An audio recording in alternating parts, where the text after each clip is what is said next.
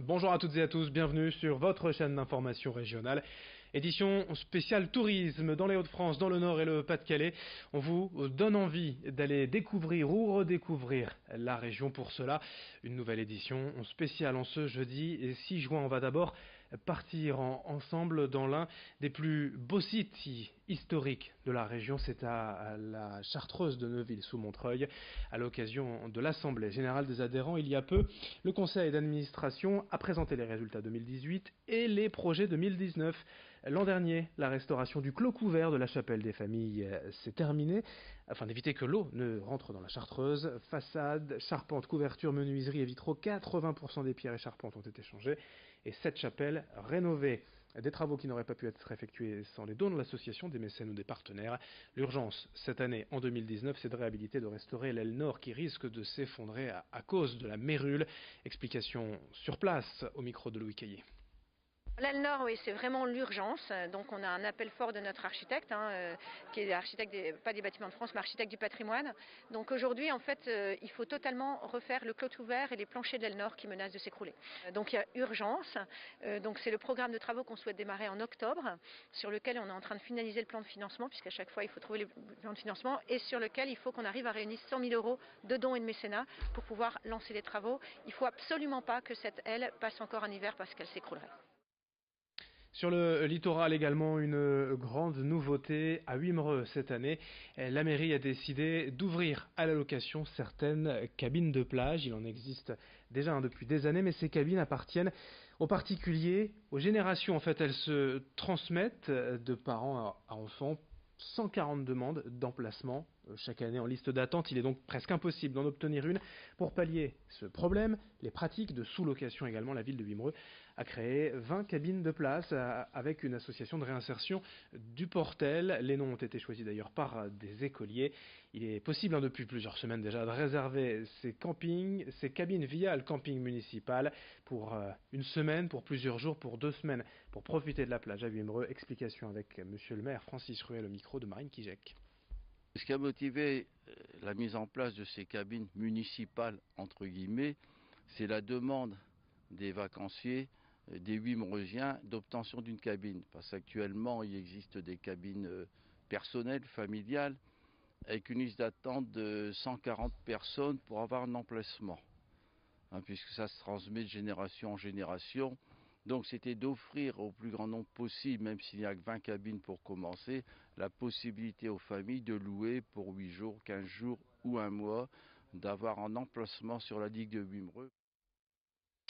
Dans la métropole lilloise comme ailleurs, la saison de la pêche a repris. Reportage à suivre à Vambrechy avec l'amicale des pêcheurs au château de Robersart. Ils sont quasiment 80 à pratiquer presque chaque jour en relâchant surtout les poissons obtenus. C'est important. Le président de l'amicale, Jean-Michel Barbary, pêche ici régulièrement avec son fils. Il a pour objectif de pêcher des carpes avec une technique de lancer. Reportage signé Rémi Desremeaux.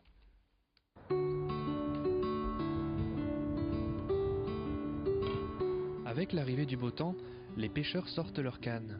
C'est le cas de Jean-Michel qui espère attraper les carpes vivant l'étang du château de Robersart. Donc on attend que ça sonne en fait. Et si jamais ça sonne, on se lève très vite en général. Et puis hop, on ferre et le combat commence, quoi.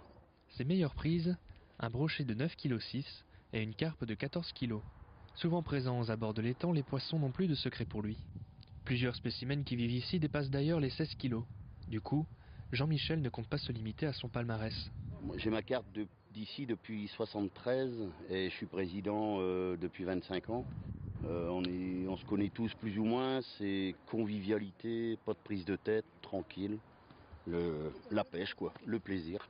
Tous les moyens sont bons pour attirer les plus gros poissons, souvent capricieux. Fini les verres et place aux appâts ayant un goût de tutti frutti, épicé et même un goût à la fraise. Il y a toute une panelle d'arômes et de parfums, de taille. Et après, bien sûr, il y a le plaisir de les faire soi-même aussi. Après, il y a l'art, évidemment, mais déjà faire des bons montages, observer et surtout être patient. Donc là, ensuite, après, on ramène, on tend un peu le fil. Voilà, on le pose dessus. Passionné depuis toujours, Jean-Michel a transmis le goût de la pêche à la ligne à son fils et à sa fille, qui pêchent à ses côtés. En tant que président de l'amicale des pêcheurs de Vambrochy, il dirige d'ailleurs un collectif de 80 pêcheurs de plusieurs générations différentes. Il transmet ainsi sa passion aux plus jeunes. Le plaisir d'être un pêcheur pour moi, c'est d'être en osmose avec la nature, d'être très bien. On est bien au bord de l'eau, les oiseaux, tout ça. La belle vie, quoi. Pour finir cette édition, une expo de street art à découvrir à Calais au musée des Beaux-Arts depuis début avril et jusqu'en novembre. L'exposition Conquêtes urbaines dédiée à l'art urbain, une première nationale pour un musée des Beaux-Arts. 61 œuvres retracent les origines de l'art de rue, son évolution à travers plusieurs artistes français et internationaux. Pochoirs, bombes, collages, la variété des techniques représentées dans les œuvres de l'exposition témoigne de la richesse du street art. Avec Banksy, Keith Haring, Ernest Pignon, Speedy Graffito ou encore Mystique, des artistes français et internationaux sont présents.